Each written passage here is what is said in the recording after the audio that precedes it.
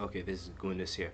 I'm going to be reading Genesis 2 from the Brenton Sep again on Bible Hub. Just before I start, I think that the Bible is a book that was taken from many other peoples. They rewrote it for the conquest of other peoples and then gave it back to them. So sorry, like if someone gave you a glass of dirty water, would you drink it? It's like, no, you wouldn't drink it. You want to get some clean water. Well, me trying to decode the Bible is like someone taking a glass of dirty water and putting it through a filter. You still kind of like, I just don't want to go through the dirty water. Let me go through the clean water. Well, the only other clean source of water is for you to learn Hebrew, Amharic, or Greek and read the direct versions. And then you have to read all of the Greek literature surrounding the Greeks. So you have to read all the Greek literature surrounding the Hebrews. Then you have to read all the Amharic literature and all the Hebrew literature, just so that you can cross-reference it back with what they put in the Bible and for the source materials that they used to make the Bible. Now, I don't know Greek, Amharic, or Hebrew, but in the future I'll be putting up videos where I will be trying or attempting to learn Greek, Amharic, and Hebrew, so I can now go back to the source material. I don't have to deal with the fraud that was put in to make the Bible. Then again, you also should know the fraud. You should know the hundreds of deceptions that they put in the Bible just so they can put it on you to control you. For all those injustice people out there. So let me begin reading Genesis 2.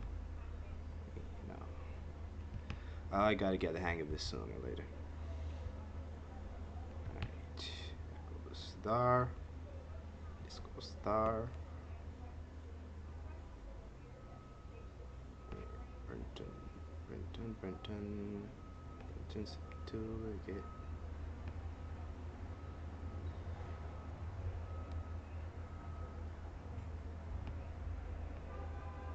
So last time I stopped right around here. On the seventh day, God rest. When I read the NIV Bible, it seems like two different creation stories, because he created man around the sixth day or the fifth day, and then over here they give you another story where he creates man again. Or was he just creating the concept of there being a male and a female? Creatures on the land. God. Alright, so this is creatures on the land.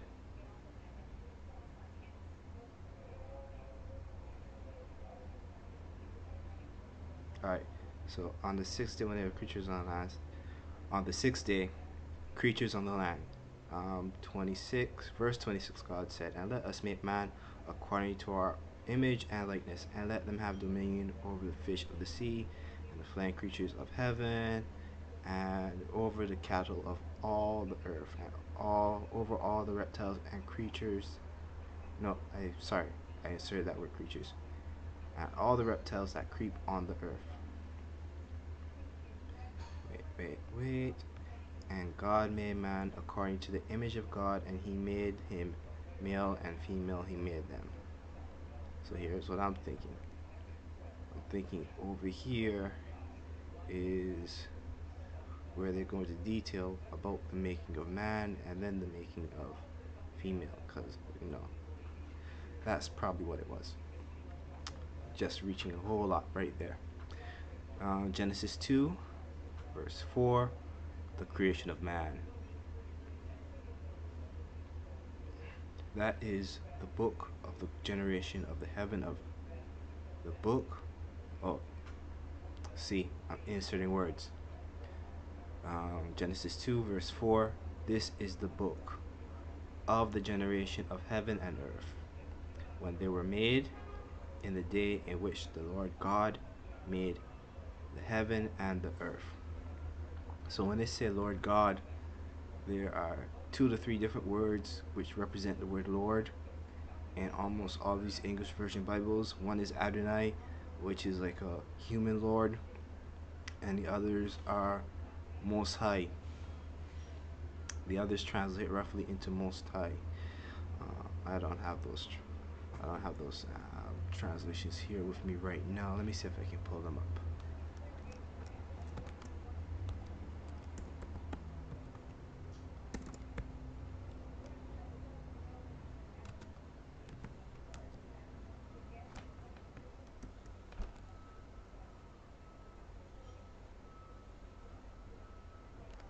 Okay.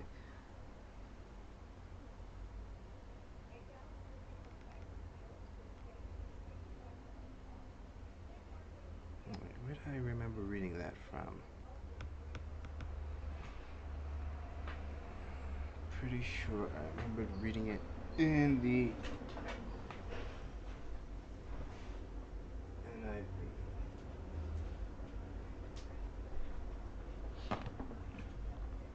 Wait, check my notes.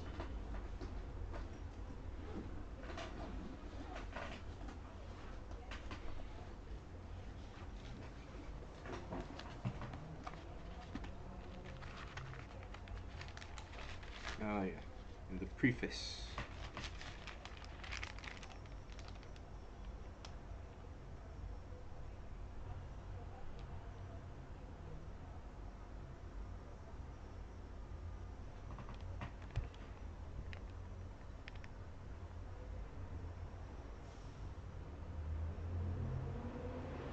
Okay, so most of the time it's using YHWH. Also, Tetragrammaton is another name for God in the Bible.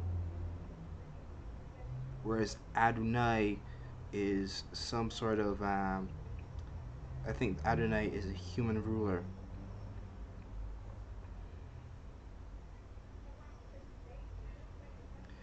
Whereas Shabboth and Shaddai can be referred to as generic terms for God, meaning mighty, all powerful, like the highest power ever, which could be used to refer to God. But Adonai is usually like a landlord or a human ruler. Someone can also mean someone ruling over humans to then be referred to God, which is kind of confusing. But Yahweh, Jehovah, Tetragrammaton, YHWH, I think those are all different gods that are being just smashed into another god that has nothing to do with any of those guys. So we go back to the Brenton Sep again. All right. This is the book of the generation of heaven and earth, when they were made, in the day in which the Lord God made the heaven and the earth. Verse 5. And every herb of the field before it was on the earth, and all the grass of the field before it sprang up, for God had not rained upon the earth. So the concept of rain had not yet occurred. That's just my personal comment there.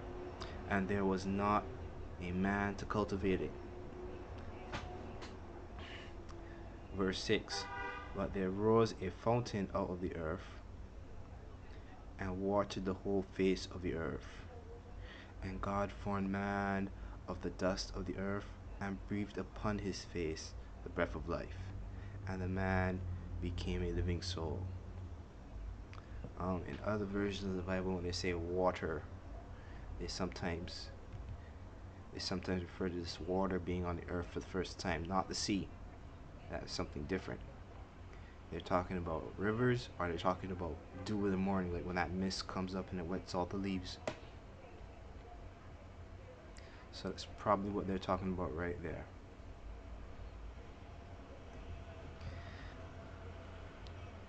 And the planting of the garden. Verse 8, and God planted the garden eastward of Edom. Oh, wait. What's this M doing at the end of it? Let's search that out. What's Edom? Edom.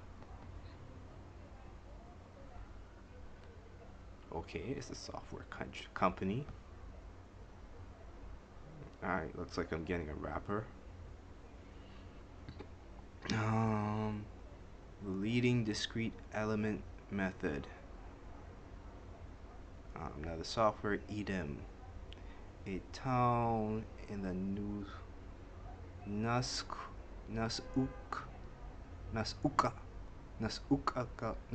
local government area of Enugu State, Nigeria. Today it is made up of 3 autonomous communities. me see this if it's somewhere on the map. Is that still on the map today? Could Edom be somewhere in Nigeria? Alright, Edom, both the surname and a given name to notable people.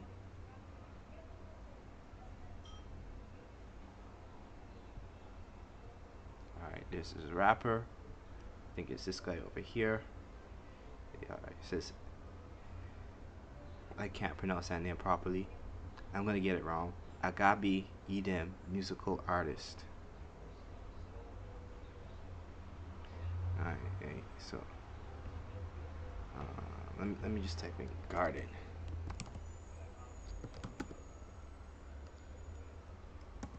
Why are you cutting off the end? Why are you trying to switch it with the end?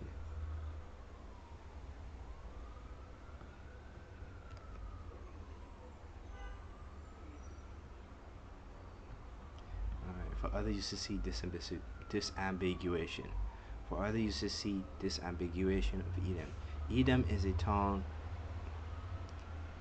in Nusuka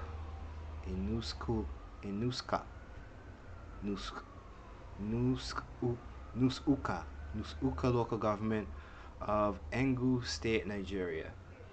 Today it was made up of 3 autonomous communities: Akapa, Onzai, Edom, and Edom Ani.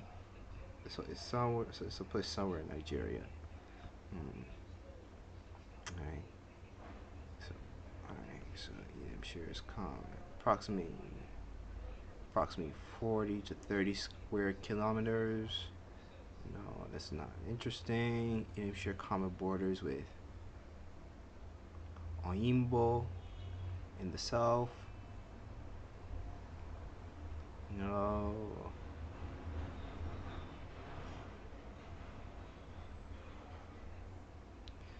Some villages in Edema. Some villages in Edema claim to illegal ancestry, but live today as Igbos. Since the division of the country into 2 states and geopolitical zones resulted in the location east of Nigeria. What's an Igbo? So that's the Igbo people.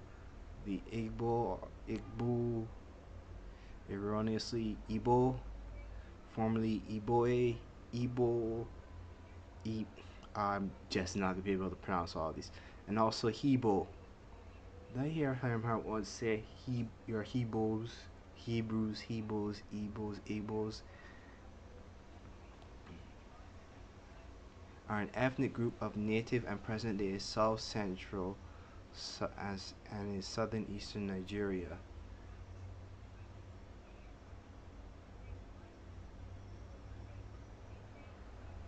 Alright, so there's a whole so Edom led me to a place in Nigeria.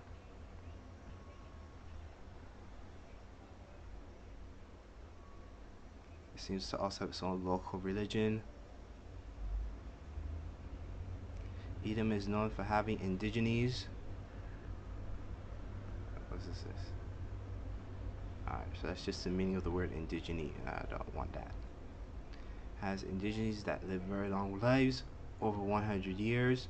Alright, that's what I'm talking about. Indigenous people, they live long lives because this culture is created to kill you, while indigenous culture has you living 100+ years. You want to live 100+ years? Go indigenous. This may be attributed to quality of life or other factors. I bet if I go and look at the Igbos in their indigenous culture or the Edom people living in their indigenous culture, is like they probably don't have any running water, probably don't have any running electricity, they probably don't have any of these modern conveniences, but they still manage to live 100 years, while people California, Ireland, Germany, all these first world nations, they got problems getting past 60, 70 years old. Alright, so Christianity is not one of the main religions. Oh boy. aren't they in trouble? Amongst all amongst all the denominations, the area is largely dominated by Catholics. Oh, all those poor children. They're probably gonna be raped by Catholic priests. They don't stand a chance. So almost all the major Christian denominations are present in Edom. All right, I'm think I'm spending a little bit too much time on this. What do the other pages say? Edom, name, Greece, Virginia.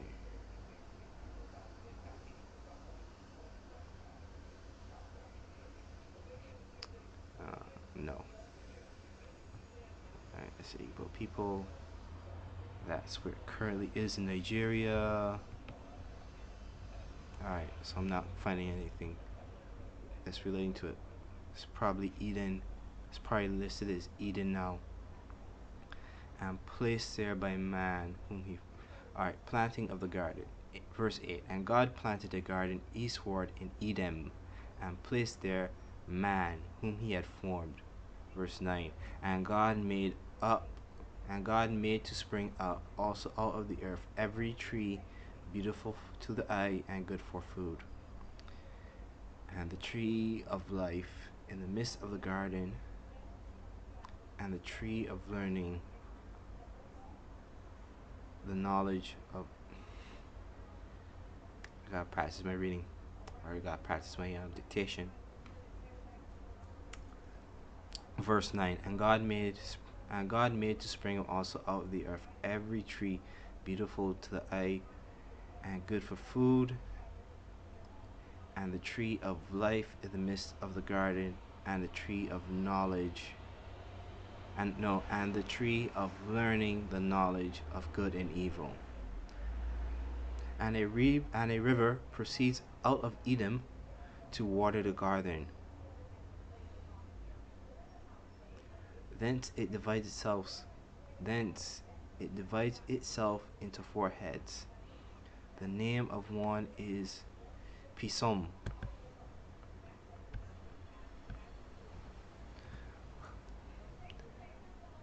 This it is which encircles the whole land of evil at.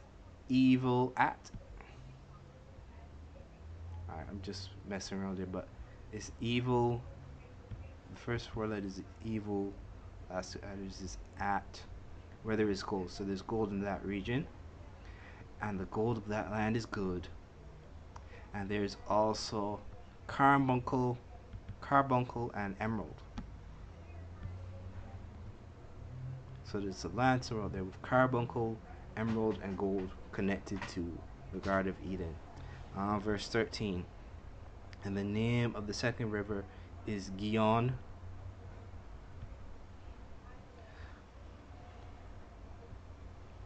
which encircles the land of Ethiopia. And the third river is Tigris.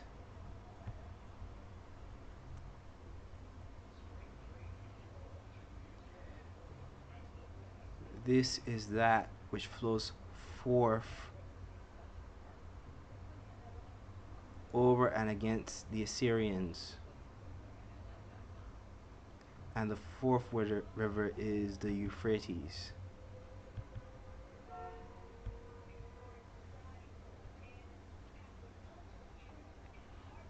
Now, let me go over here to Pison. What is he? So Fizon. Wait, why are all these biblical names now becoming electronics companies? That's odd. Fizon Electronics. Fizon Electronics. So it's Fizon. You know what? Let me type on Fizon River. Seems like Google knows what I'm talking about. Alright. Fizon is one of the 4 rivers mentioned in the biblical book of Genesis. In that passage, these rivers are described as arising within the Garden of Eden. Fizon is described as encircling the land of Havilah. Okay, so that's different from what I read in the Brenton Sep. Where's Havilah? Aviala, where are you? Where is it? Now, I mostly don't trust European scholarship because everywhere they've been or have explored the earth, they're still looking for Hebrews. They're still sending missionaries like, we gotta find those Hebrews. And it's like, you haven't find them yet? Alright, so somewhere in Javier looks like it's somewhere near Nubia, past Egypt. Maybe I have my geography wrong. Alright. So it's the same name. This is Evolat. Except now they have an H at the end of it. Alright. The river that went. Alright, I know that. Alright, possible location is either the Arabian Peninsula or northwest of Yemen. I wonder how big is Eden? Is it like half a continent?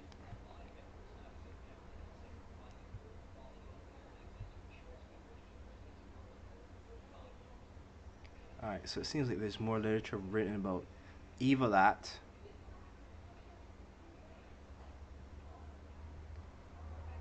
under the name found in the Brenton Sep, where regards is Havalat.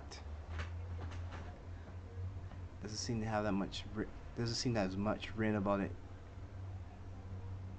It just seems like it has more generic stuff.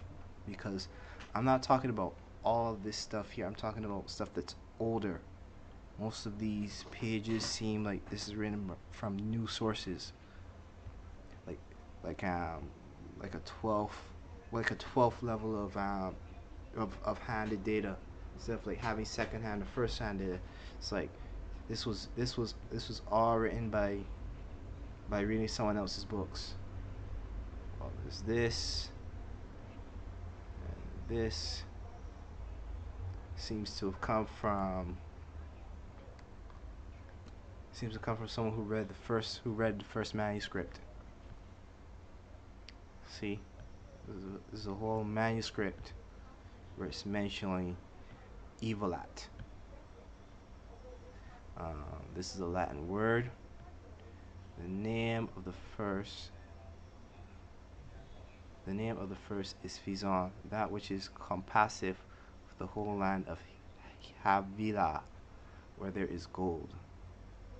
Alright, so I think these are all words that were probably translated into Latin, but they're not Hebrew, which is odd, because, oh well. Carbuncle. So a carbuncle is a disease. A nasty one with boiling skin and sores and abscesses and pustules. And it's also considered a bright green gem, in particular a garnet cut.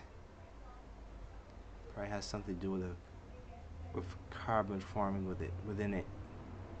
Theoretically, in general, relatively, is an electromagnetic or gravitational wave which is held together by a confined region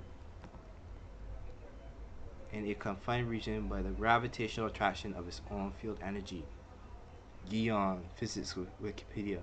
Guion, psychology. Guion, Wikitory. That's more science. Alright, so a lot of these ancient names of the Bible are ending up as science names as names of companies or scientific theories and concepts.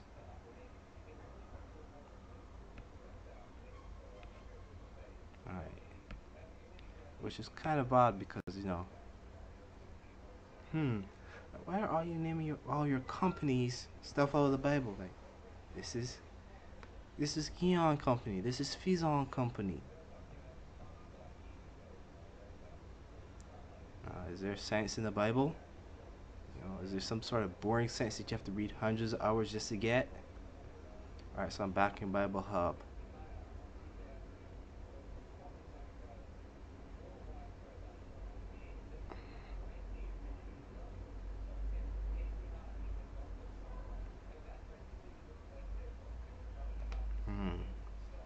I don't feel like I'm digging deep enough. I don't feel like I'm digging deep enough into this.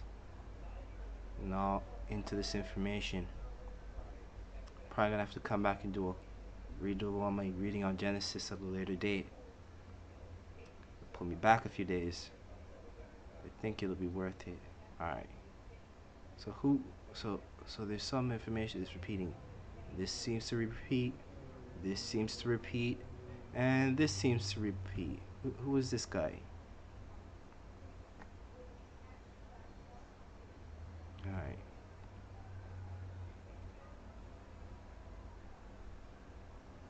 Alright, so I got the Tigris and the Euphrates. And those are associated with somewhere in the Middle East. Unless the land moved a lot, and we're probably not gonna find Edom on the current maps, or Eden on the current maps. Let me see. 4 rivers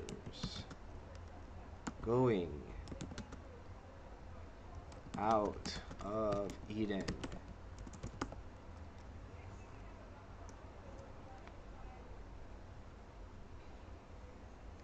And give me an image.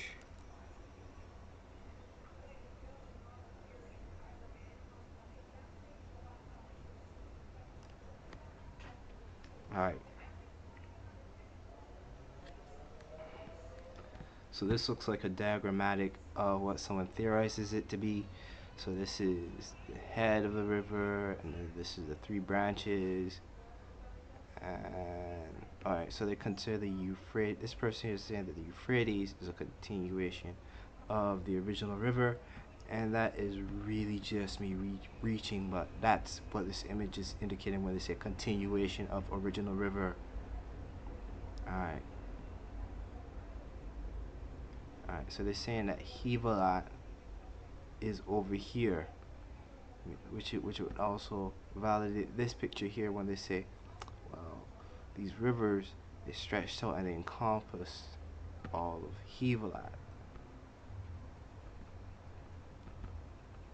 Alright, let me put this back over here. Over here. No, it did not say. Wait, the Fizon which encircles the whole of the land of Evelat. Alright, Evelat. No. No. No. Evelat. Alright, so almost all my sources say that Evelat is somewhere in this region near Egypt.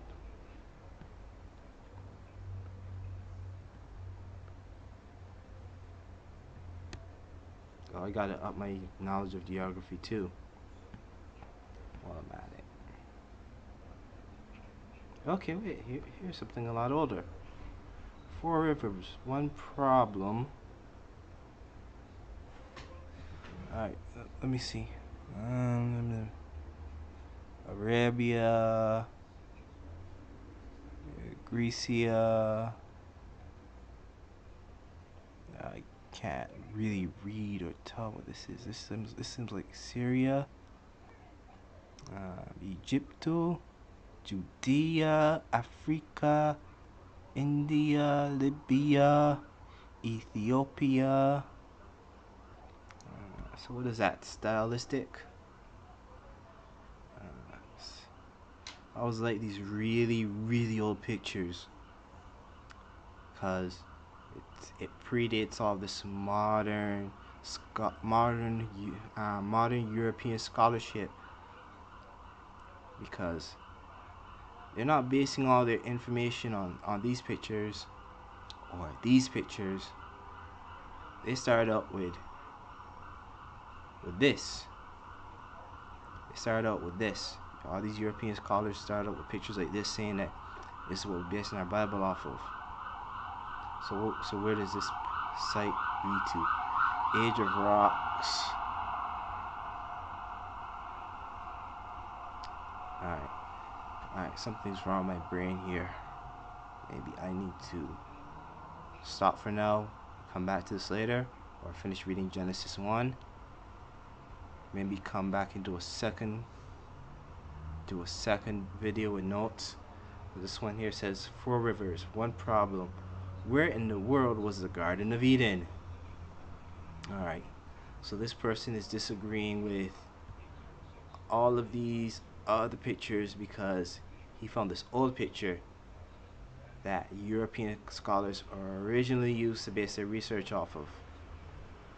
This is the new stuff where they try to claim that it was the Middle East. That's where the Garden of Eden is. That's where the whole Bible took place. But there's also contentious to that. Well, the Bible could have taken place in America. Has all the land, the spaces, and the rivers for it to happen in. You know why? Because all these European scholars, they've been looking for Hebrews for all this time, all over the world, but they can't find them in Africa. Where are the Hebrews in Africa? Still looking. We ain't sure. People who do videos on who are the real Hebrews. Is America really Egypt? And does that mean if America's Egypt, then that means Israel took place in America? I'm gonna have to put up that video later. And the third, the fourth. So that covers the 4 rivers. I'm gonna have to do this. This deserves an in-depth video. This really deserves an in-depth video. The forbidden fruit. The forbidden fruit. 15. And God took the man whom he had formed and placed him in the garden of delight to cultivate and keep it. So he specifically took Adam and he put him in a special section of the garden that was basically good, paradise, pleasant.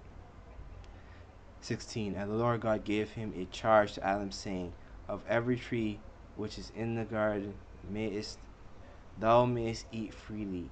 17. But of the tree of knowledge of good and evil ye shall not eat, and whatsoever day ye eat of it, ye shall surely die. Okay, so God gave Adam a simple command. Just don't eat the fruit, you'll die. Maybe there was more to it than that, maybe there wasn't. So we're going to have to move on. Alright. Adam names the animals. Verse 18, and God said, it is not good that man should be alone. Wait, this is about Adam naming animals. What? Let us make him a help suitable to him. Verse 19, and God, yet Father of the earth, all the wild beasts of the field, and all the birds of the sky, and he brought them to Adam to see what he would call them. Oh, so he's like finding a friend for Adam. So wait, is Adam the only person there? Although God created all these species of animals? It was kind of odd. Alright. Maybe it's an allegory or parable that I'm reading here instead of a biographical account. Alright. And whatever Adam called any living creature, that was the name of it. Verse 20. And Adam gave names to all the cattle, and all the birds of the sky, and all the wild beasts of the field. But Adam was not found a help to like himself. Okay, cause back in Genesis 1, on day 6, God creates male and female. So does that mean God's creating the concept of a male and a female, or is that just talking short of him creating Adam?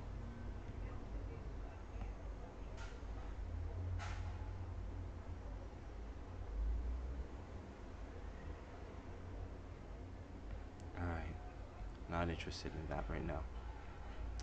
All right. So Adam doesn't want a companion. Adam doesn't want a companion. Adam does not want a companion that is an animal. Or rather, Adam didn't find an animal out there that looked like him.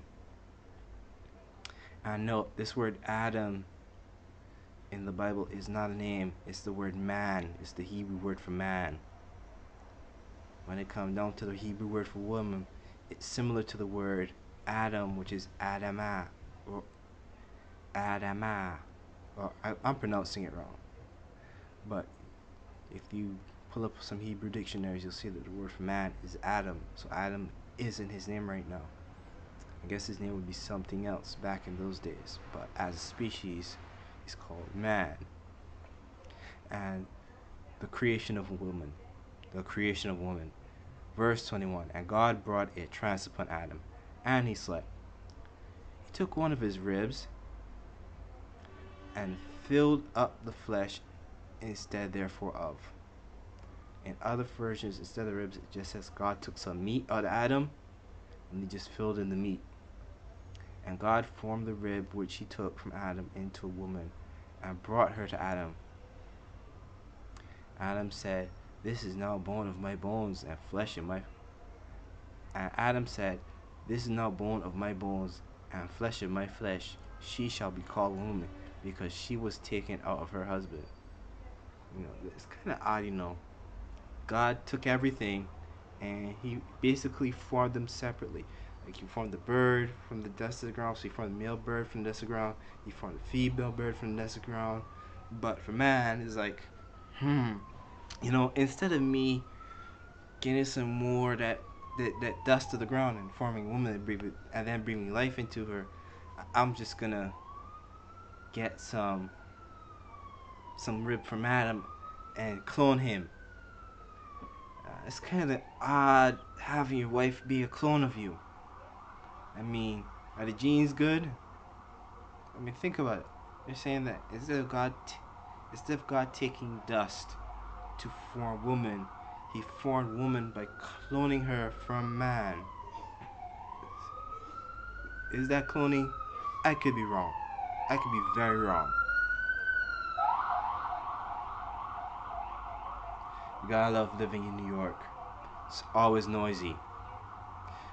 24. Therefore shall man leave his father and his mother, and shall cleave to his wife, and the two shall be one flesh. And the two were naked. Both Adam and his wife were not ashamed. Alright. Okay. So this is going to come into Genesis 3 for the next time I'm going to upload a video. I'm probably going to start learning some Hebrew for real. For real. I probably need to learn some real Hebrew. Some heart while I'm at it. So I can go into these ancient texts and read these ancient books. So I'm not led astray by whatever was put in these bubbles to lead indigenous people astray. Now, what is this?